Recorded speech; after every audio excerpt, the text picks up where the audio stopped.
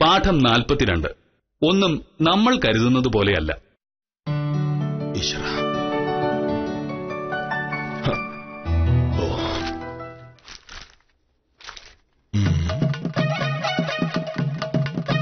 എന്താ ഇത്?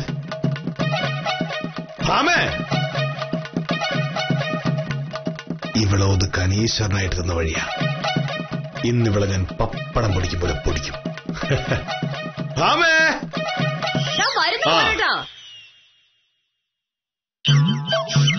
എന്തിനാണ് ഈ കിടന്ന് തൊള്ള തുറക്കുന്നത്? എനിക്ക് അടുക്കള 100 കൂട്ടം പണി കിടക്കുക. ഭാമ ഇന്നത്തെ പത്രം വായിച്ചായിരുന്നോ? ഇല്ലെങ്കിൽ എനിക്കറിയാം, നീ ഇന്നത്തെ പത്രം വായിച്ചിട്ടുണ്ടാവില്ല. വായിച്ചിരുന്നെങ്കിൽ നീ ഇങ്ങനെ എന്റെ മുന്നിൽ വന്ന് നിൽക്കില്ലായിരുന്നു. കാര്യം എന്താണെന്ന് വെച്ചാ പറ, ഞാൻ കേൾക്കാം. ഞാൻ വായിക്കാം. ഹൈക്കോടതിയിലെ അഭിഭാഷകൻ ബലാത്സംഗ കേസിൽ 1-ാം പ്രതി. ഹൈക്കോടതിയിലെ അറിയപ്പെടുന്ന അഭിഭാഷകനും സാമൂഹ്യ പ്രവർത്തകനുമായ തോമസ് കോര ബലാത്സംഗ കേസിൽ അറസ്റ്റിലായി. സഹപ്രവർത്തകയായ ജൂനിയർ അഭിഭാഷകയെ പീഡിപ്പിച്ചതാണ് കേസ്. എങ്ങനെയുണ്ട്? എന്താ കുഴപ്പം? എന്താ കുഴപ്പമൊന്നും? നിനക്കുണ്ടല്ലോ ഒരു സീനിയർ വക്കീൽ, അടൂർ ഹരിചന്ദ്രൻ. അയാളെ കണ്ടാലേ അറിയാൻ പോക്കാണ്. അയാൾക്കുണ്ടല്ലോ ഒരുപാട് ജൂനിയർ അഭിഭാഷകർ. ഇനി എന്നാണോ എന്തോ അയാൾ ഈ കേസിൽ പെടുന്നത്. മോഹനേട്ടാ, കാര്യങ്ങൾ ഇങ്ങനെ വളച്ചൊടിക്കരുത്. ഏതെങ്കിലും ഒരാൾ ഒരു ക്രിമിനൽ കേസിൽ പ്രതിയായിട്ടുണ്ടെങ്കിൽ അതിനർത്ഥം അയാളുടെ തൊഴിൽ മേഖലയിലെ സകലരും അത്തരക്കാരാണെന്നാണോ? ഇങ്ങോട്ട് നോക്കി, എത്രയോ വില്ലേജ് ഓഫീസർമാര് കൈക്കൂലി കേസിൽ അകത്താവുന്നു. അതുകൊണ്ട് മോഹനേട്ടൻ കൈക്കൂലിക്കാരനാണെന്ന് അർത്ഥമുണ്ടോ? അർത്ഥമുണ്ടെന്ന്. അതുപോലല്ലോ ഇത്. നിയമം അറിയാവുന്നൊരു വക്കീൽ നിയമം പഠിച്ച വേറൊരു വക്കീലിനെ പീഡിപ്പിക്കാന്നൊക്കെ പറഞ്ഞാല്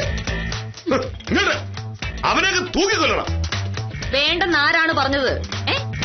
ആ വക്കീൽ കുറ്റക്കാരനാണെങ്കിൽ അയാളെ ശിക്ഷിക്കാൻ ഈ നാട്ടിൽ നിയമമുണ്ട്. നിയമത്തിന്റെ കാര്യം നീ പറയണ്ട. നിന്നെ പോലുള്ള ഏതെങ്കിലും ഒരു ഉണക്ക വക്കീല് അയാളെ രക്ഷിക്കാനുണ്ടാവുമല്ലോ.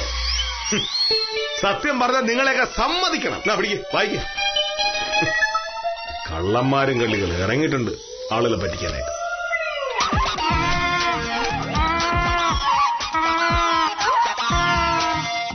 അയ്യോടാ, വില്ലേജ് ഓഫീസർ ഇത് കണ്ടില്ലാന്ന് തോന്നുന്നു.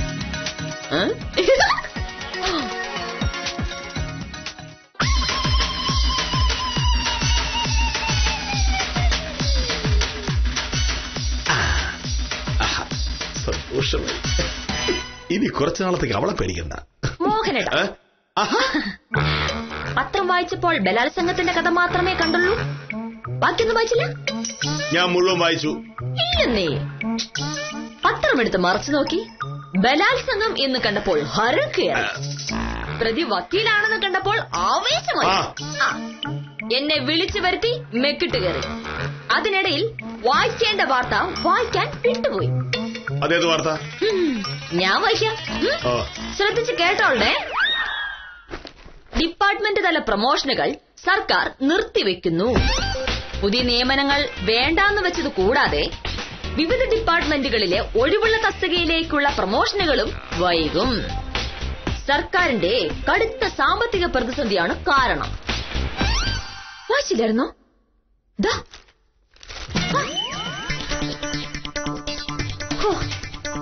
അപ്പം ഈ അടുത്ത കാലത്ത് വില്ലേജ് ഓഫീസർ ആവാന്നുള്ള മോഹനേട്ടന്റെ മോഹം നടക്കില്ല.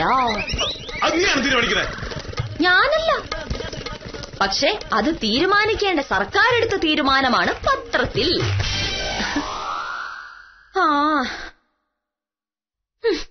മോഹനേട്ടൻ വില്ലേജ് ഓഫീസറായി കണ്ടിട്ട് ചാവണോന്നൊരു മോഹം അതിന് എനിക്ക് നടക്കില്ല.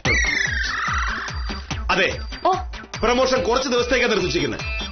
അത് ഭംഗി വാക്ക്. എന്റെ ഊഹം ശരിയാണെങ്കിൽ ഈ നൂറ്റാണ്ടിൽ ആ പ്രമോഷൻ നടക്കില്ല. ഈ നൂറ്റാണ്ട് കഴിയുമ്പോ മോഹനേട്ടൻ സർവീസിലും കാണില്ലല്ലോ. പിന്നെ എളുപ്പമായി കാര്യങ്ങള്.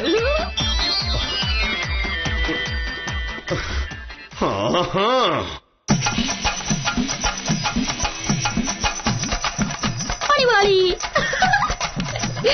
എനിക്കതൊന്ന് ഇഷ്ടമായി.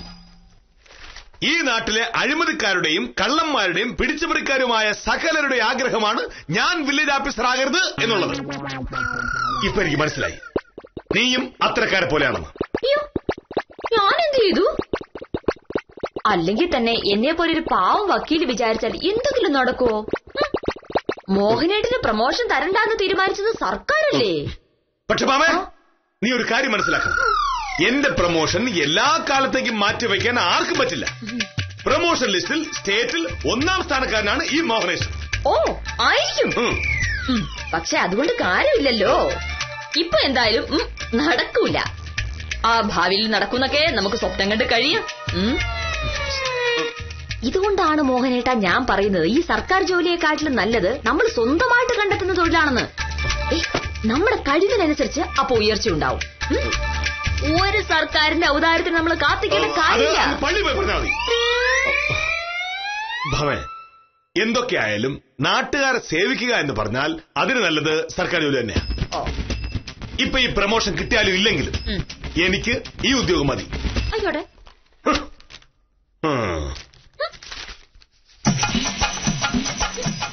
എല്ലാ പട്ടിക്കും ഒരു ദിവസമുണ്ടെന്നൊരു ചൊല്ലുണ്ട് ഇംഗ്ലീഷിൽ.